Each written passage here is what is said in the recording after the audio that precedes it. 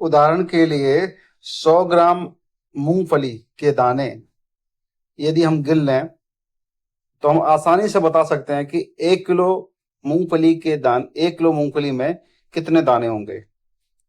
उसी प्रकार से, और हम मूंगफली दाने गिनकर कभी नहीं लेते क्योंकि तौल कर लेते हैं उसे।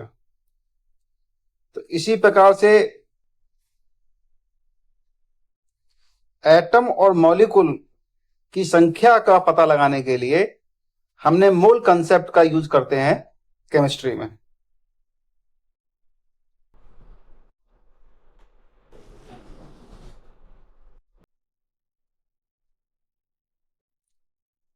यहाँ केमिस्ट्री का स्कोप दिया गया है, हेल्थ और मेडिसिन में इसका स्कोप है, एनर्जी एनवायरनमेंट में स्कोप है, और मेरे विचार से तो जो मुझे प्रतीत होता है कि केमिस्ट्री का स्कोप हर जगह है, कोई भी क्षेत्र इससे अछूता नहीं है।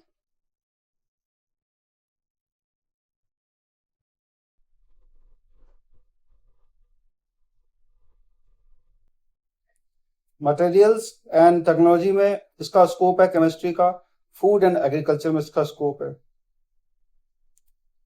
अब मैटर का पार्टिकुलेट नेचर कैसा है इसको समझना है। उसके बाद केमिकल कॉम्बिनेशन के लॉज हैं अर्थात नियम हैं।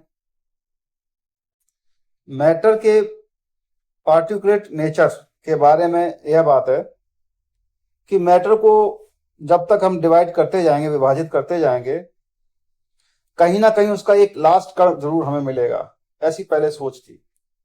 लेकिन वैज्ञानिकों ने पाया कि विभाजित करते करते जाने के बाद अंतिम रूप से ऐसी स्थिति आ जाती है कि ना तो उसे कण ही कह सकते हैं और ना ही उसके बारे में कुछ कहा जा सकता। फिर भी लोगों ने अध्ययन किया तो अंतिम कण को उन्होंने वेव के रूप में माना और एटम के रूप में माना।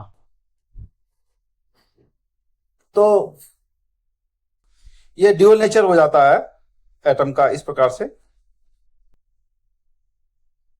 फिर वैज्ञानिकों ने केमिकल कॉम्बिनेशंस के नियम पता लगाए। केमिकल कॉम्बिनेशंस के नियमों का पता लगाते समय वैज्ञानिकों को पता चला कि जो केमिकल रिएक्शन होती है उसमें सारे रिएक्टेंट्स का मास उससे जो प्रोडक्ट बनता है उनके मास के बराबर होता। और यह स्थिति law of conservation of mass कहा गया, मतलब मास का संरक्षण का नियम, द्रव्यमान संरक्षण नियम कहलाया गया। अर्थात द्रव्यमान संरक्षित रहेगा, द्रव्यमान कभी नष्ट नहीं होगा, इसका मतलब यह है law of conservation of mass का।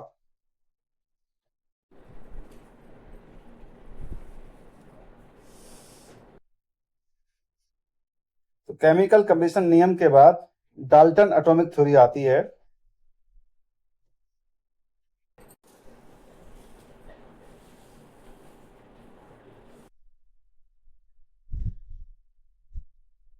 फिर एटम क्या है, मॉलिक्यूल क्या है, ऐसे प्रश्न आते हैं, उनके जवाब ढूंढे जाते हैं।